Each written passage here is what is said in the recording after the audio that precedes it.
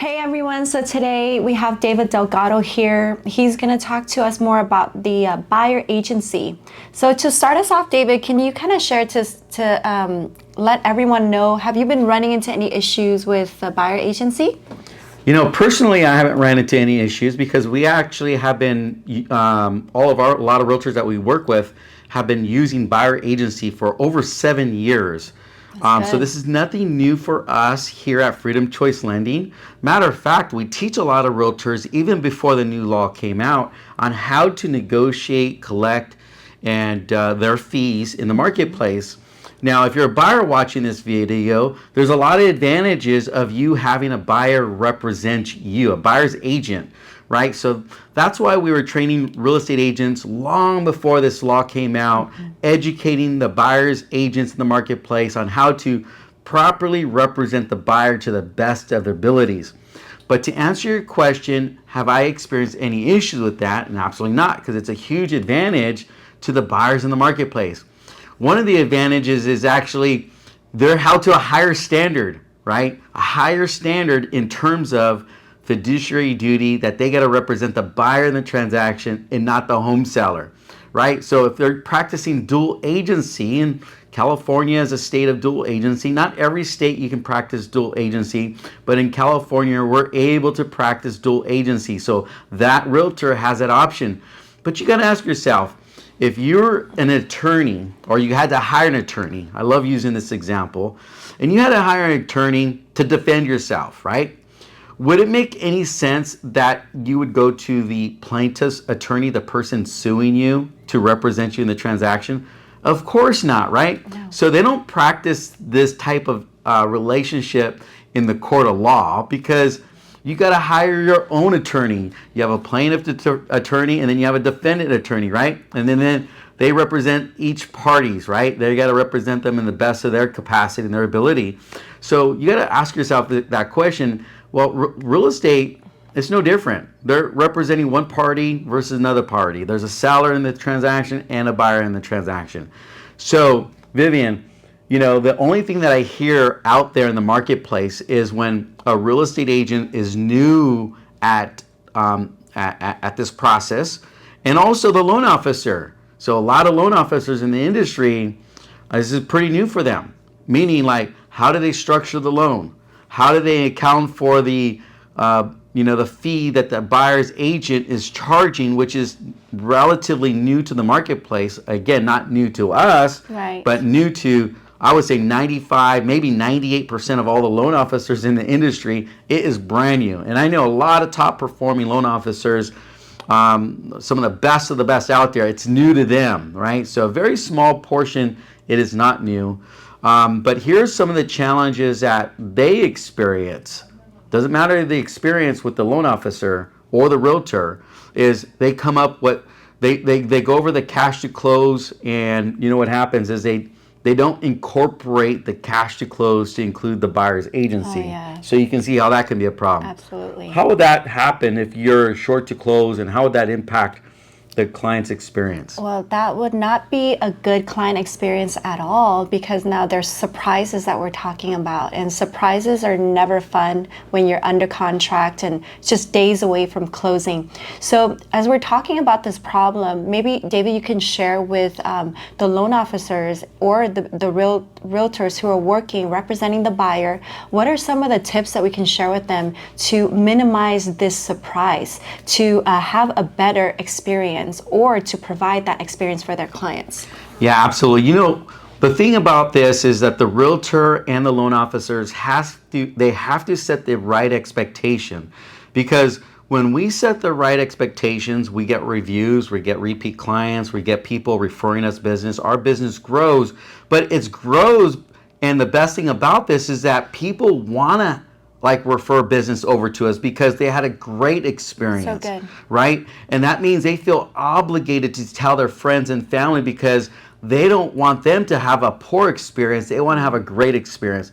So not only it helps us, but more importantly, it's helping people that we serve as well. So the pitfalls can come something like this. And this is something that you really want to avoid if you're a buyer buying a home. You have to be educated as far as what your realtor is is charging you, that means you would have already signed a buyer agency of fee agreement that stipulates on how much the buyer's agent's charging you to represent them.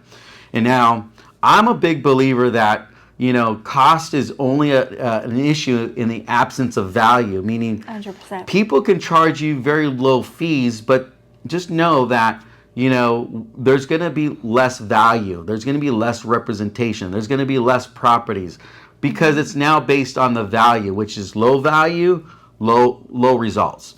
High value, well, you better get some results out of that, right? So that means that value or that money that they're going to be charging you has to equal the value that you're paying. So if they're going to be charging you, X percentage points or whatever that might be, then that dollar figure must be included what we call closing cost, right? At least for setting a budget. And they got to educate that buyer along the way. And that's what we do so well. I hear you on the phone all the time, educating that client all the way to avoid poor expectations, so that way we can exceed their expectations, so that we're going through the entire, what they call the loan estimate, including the buyer agency fees, and setting their expectations, going about it that way. Does that make sense? Yeah, absolutely. Yeah, there are some great tips right there. So making sure that you go thoroughly over all the numbers and what your fee that you're going to be paying the agent who will be representing you is the first step in ensuring that you will have a smooth transaction when you do get the offer accepted, right, David? Yeah, absolutely. So you mentioned about that on the fee right now, and so there is a buyer agency fee. And that's going to be, you're going to sign an agreement if you're a buyer looking to buy a home. So now that is actually required, right? It's a federal law. They have to sign this.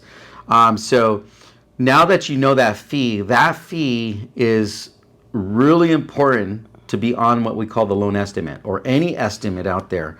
So that fees you're looking for, that means you've got the right budget in place. And if that fee is not included, well, just do the math. If the fee was 1% of, $100,000, $1,000. Or what if the purchase price or loan amount's $500,000 and it's 1%, that's $5,000. Well, most real estate agents, their fees are going to range from 1% to 6% or even more than that.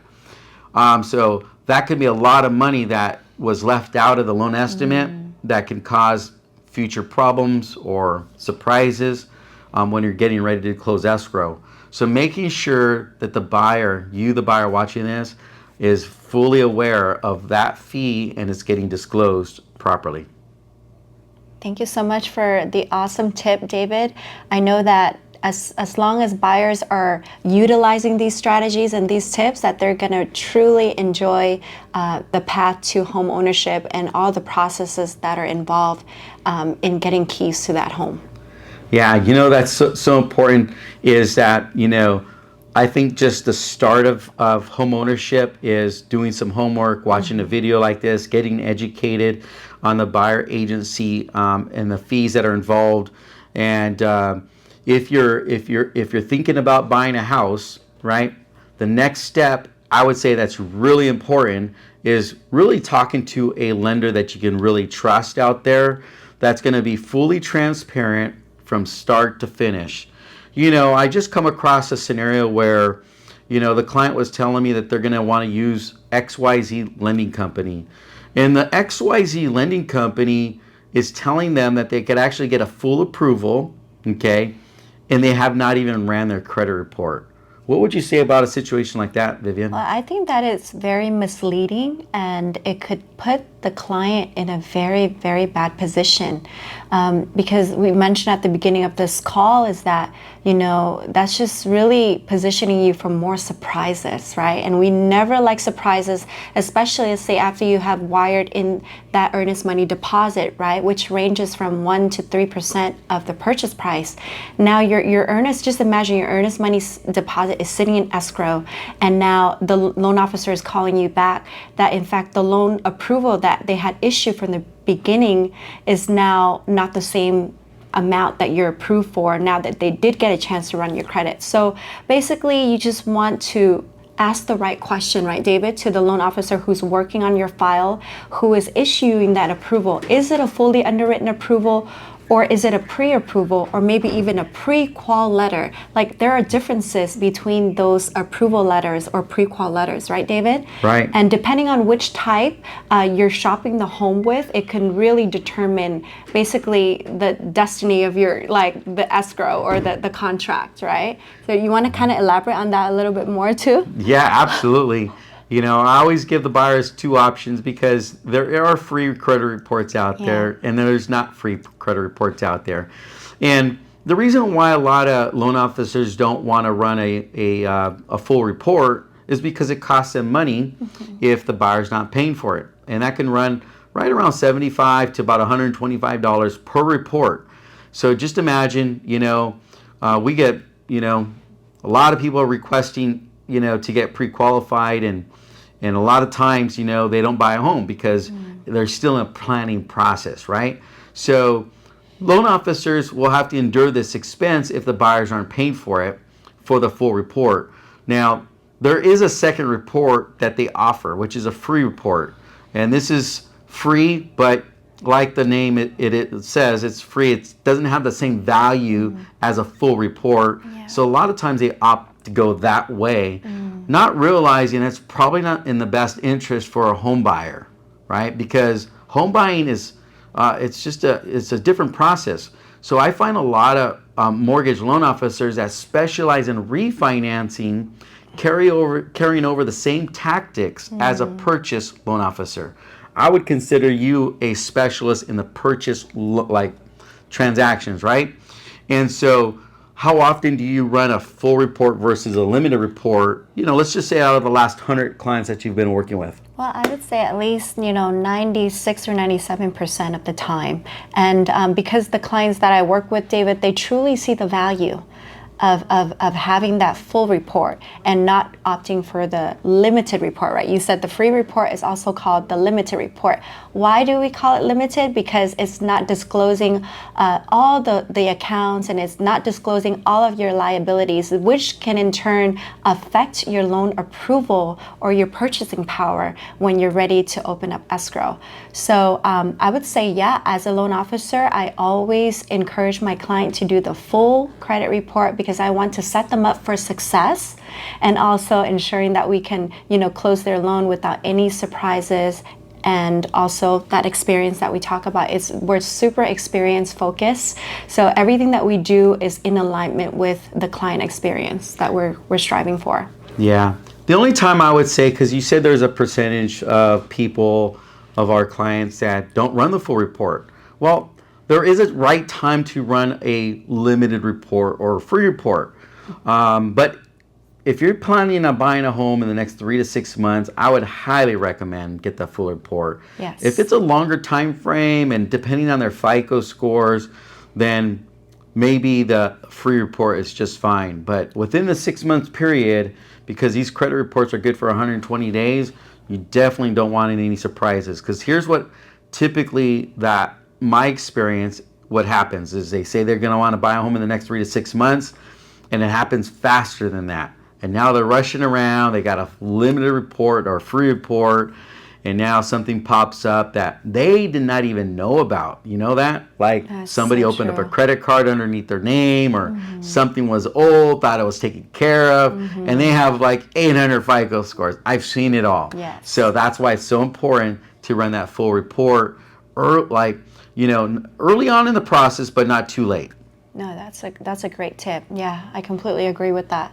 So what else can we kind of share with buyers who are out there shopping for homes right now? What can they do to really put them in a really good position to ensure that they're going to have that, hassle-free experience when they do go under contract? Is there any other tips that you want to share with our buyers? Yeah, absolutely. Working with a loan officer that has a proven checklist to approve loans. Okay, so that's step number one. We have a very detailed checklist that dives deep in each section of the loan application so things aren't overlooked, including checking guidelines, because it's so fast, things can happen so fast and things can be overlooked. So the loan officer must be able to use a checklist to approve loans. So you may want to ask them that question like, hey, how do you normally approve loans? What's your process? You have to interview this loan officer as if you're getting them to interview for a job. So one of the first questions I would want to know about, if I didn't know anything about loans or watched a few videos on YouTube, I would still tell myself, I don't know enough, therefore I want to hire a professional. And a professional will always use a checklist before they issue that pre-approval to avoid surprises. Yes, and we actually have multiple checklists, David. So if you're a self-employed borrower, we're going to use the checklist particularly for your income type. Now, if you're a W-2 earner, now we have a different checklist. So we're very, very specific and we're very intentional. And again, we just strive for excellence in everything that we do. And it really begins with, like, one of the first things that we do, which is taking out that checklist and making sure that, we're crossing the T's and we're dotting the I's, right, David? And this is all about the experience. So I would say, and that ties in with our fast closing as well, because how are we going to be able to close so fast? That's a question that we get asked a lot.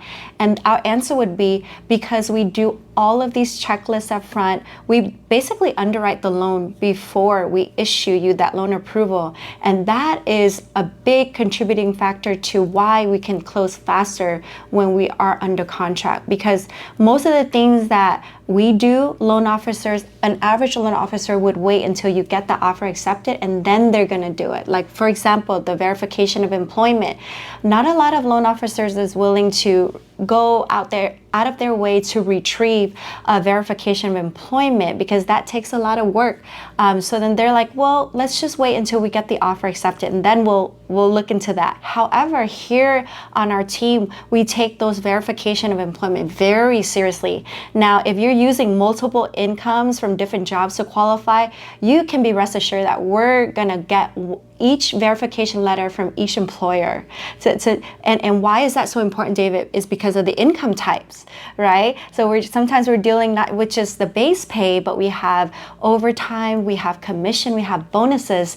And the reason why we ask for those verification of employment is we want to make sure that we're giving you the maximum purchasing power by extracting every single dollar that you're earning to see if it's a qualifiable income or not. So that's the reason why, and it's going to benefit you if you're working with a loan officer who are doing those things as you're out there looking for a home or before you issuing that approval. That way they know exactly what your purchasing power is, and again, minimizing the surprises when you get under contract.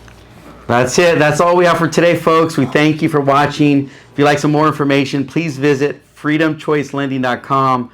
Look for the next video. We're going to be talking about the two types of loan approvals out there. Awesome. One can really put you in an advantage and one can put you at a disadvantage. More on that on our next video. Thanks for watching. Have a good day.